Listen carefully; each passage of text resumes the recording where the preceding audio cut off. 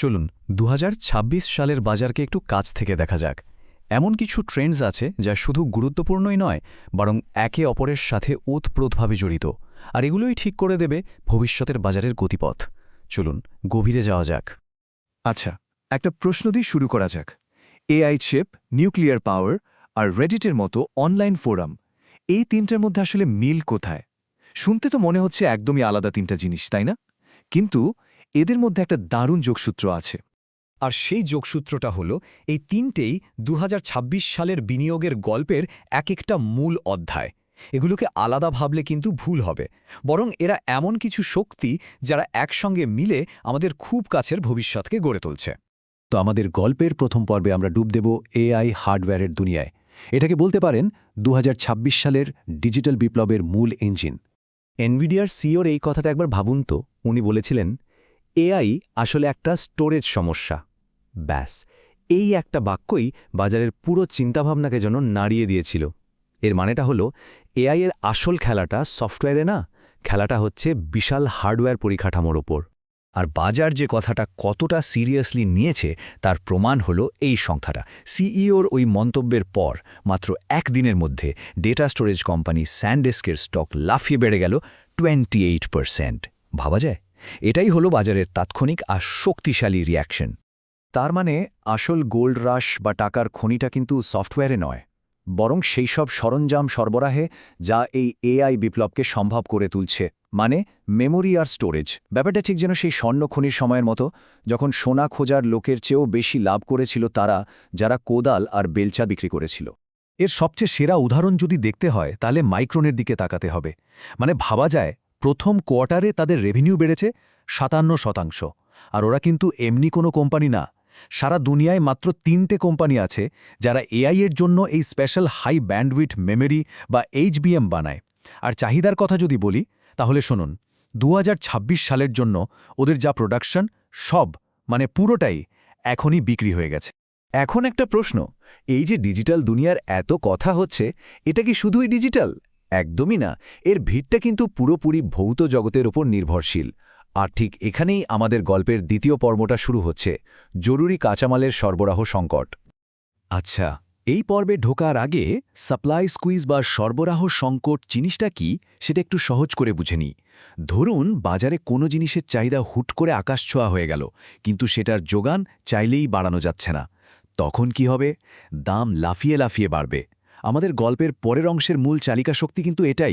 ইউরেনিয়ামের ক্ষেত্রে ঠিক এই ঘটনাটাই ঘটতে চলেছে। দেখুন ব্যাপারটা কিভাবে ঘটছে। ফুকুশিমা দুর্ঘটনার পর কম দামে যে লম্বা মেয়াদী চুক্তিগুলো করা হয়েছিল, সেগুলো ২০২৬ সাল থেকে শেষ হতে শুরু করবে।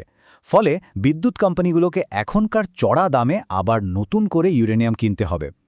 আর যেই না কিছু কোম্পানি কেনা শুরু করবে, দাম আরও বাড়ার ভয়ে বাকিরাও বাজারে ঝাঁপিয়ে পড়বে। তৈরি হবে একটা কেনার হিড়িক। কিন্তু সমস্যাটা হলো, নতুন খনি চালু করতে ৫ বছরেরও বেশি লেগে যায়। তাই চাইলেই তো আর সাপ্লাই বাড়ানো যাবে না। তবে এই সাপ্লাই স্কুইজের গল্পটা শুধু ইউরেনিয়ামের নয়, রূপো বা সিলভারের ক্ষেত্রেও একই রকম একটা পরিস্থিতি তৈরি হচ্ছে, যদিও কারণটা একটু ভিন্ন। ইউরেনিয়ামের চাহিদা আসছে মূলত পারমাণবিক শক্তি থেকে, যা কিনা ক্লিন এনার্জি আর এআই ডেটা সেন্টারের মতো প্রচুর বিদ্যুৎ ব্যবহারকারী প্রযুক্তির জন্য অপরিহার্য। অন্যদিকে সিলভারের চাহিদা আসছে সোলার প্যানেল, ইলেকট্রিক গাড়ি আর অন্যান্য শিল্প থেকে। তার মানে ইউরেনিয়ামের সমস্যাটা একটা নির্দিষ্ট টাইমলাইনের উপর নির্ভরশীল, আর সিলভারের সমস্যাটা হলো বহু বছর জুড়ে চলে আসা সরবরাহের ঘাটতি। এই চার্টটা দেখলেই ব্যাপারটা পরিষ্কার হয়ে যাবে। সিলভারের মোট চাহিদার অর্ধেকেরও বেশি, মানে প্রায় ৫৫%ই আসছে শিল্পখাত থেকে। সোলার প্যানেল, ইলেকট্রিক গাড়ি, এআই হার্ডওয়্যার, এসব আধুনিক প্রযুক্তির জন্য সিলভার অপরিহার্য। কেন? কারণ এর বৈদ্যুতিক পরিবাহিতা অন্য যে কোনো ধাতুর চেয়ে অনেক বেশি। তো আমরা দুটো দিক দেখলাম, এক ডিজিটাল দুনিয়ার হার্ডওয়্যার, ২ ভৌত জগতের উপকরণ। কিন্তু এর মধ্যে তৃতীয় আরেকটা শক্তি কাজ করছে, যা পুরো খেলাটাকেই বদলে দিচ্ছে। আর সেটাই আমাদের গল্পের শেষ পর্ব, ওয়াল স্ট্রিট বেটস এফেক্ট, অর্থাৎ সাধারণ অনলাইন বিনিয়োগকারীদের ক্রমবর্ধমান শক্তি। এই যে তালিকাটা দেখছেন, এটা হলো রেডিটের সেই বিখ্যাত ফোরাম ওয়াল স্ট্রিট বেটসের সদস্যদের চোখে ২০২৬ সালের সেরা 10টা স্টক। তালিকাটা দেখলেই বোঝা যায় তাদের নজরটা ঠিক কোথায়, এআই, স্পেস আর ভবিষ্যতের প্রযুক্তি। ওয়াল স্ট্রিট বেটসের ভেতরের কালচার আর হিউমারটা বোঝার জন্য এই একটা মন্তব্যই যথেষ্ট। একজন ইউজার মজা করে এই টপ 10 লিস্টের নাম রিগার্ড ইন্ডেক্স রাখার কথা বলছেন। এটা তাদের সেই নিজস্ব আত্মসচেতন রসিকতার একটা দারুণ উদাহরণ। কিন্তু একটা জিনিস পরিষ্কার করে দেই, এই সব দেখে মনে হতে পারে যে এটা শুধুই মিম আর হাসাহাসির জায়গা। একদমই না, ব্যাপারটা তার চেয়ে অনেক বেশি সিরিয়াস। আর ইউরেনিয়াম স্কুইজের মতো যে ফোরামগুলো আছে, সেখানে ইউরেনিয়াম নিয়ে এমন সব গভীর বিশ্লেষণ হয় যা রীতিমতো একটা নতুন ইয়েলো কেক রাশ মানে ইউরেনিয়াম কেনার ধুম ফেলে দিয়েছে। খুচরা বিনিয়োগকারীরা এখন শুধু অনুমানের ওপর চলেন না, তারা অনেক বেশি ডেটা আর রিসার্চ দেখে সিদ্ধান্ত নিচ্ছে। তাহলে পুরো গল্পটা এবার এক সুতোয় বাঁধা যাক। দেখুন, মাইক্রন একদিকে এআই হার্ডওয়্যার বুমের একটা বড় নাম, আবার অন্যদিকে ওয়াল স্ট্রিট বেটসের টপ 10 লিস্টে 7 নম্বরে। আবার ইউরেনিয়াম খনি কোম্পানিগুলো নিয়ে অনলাইন ফোরামের আলোচনা তাদের স্টকের দামকে সরাসরি প্রভাবিত করছে।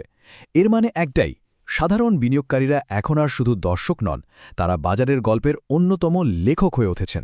সব মিলিয়ে আমরা 2026 সালের একটা সামগ্রিক ছবির দিকে এগোচ্ছি, যেখানে এই তিনটি একদম ভিন্ন ধারায় এসে একসাথে মিলে যাচ্ছে।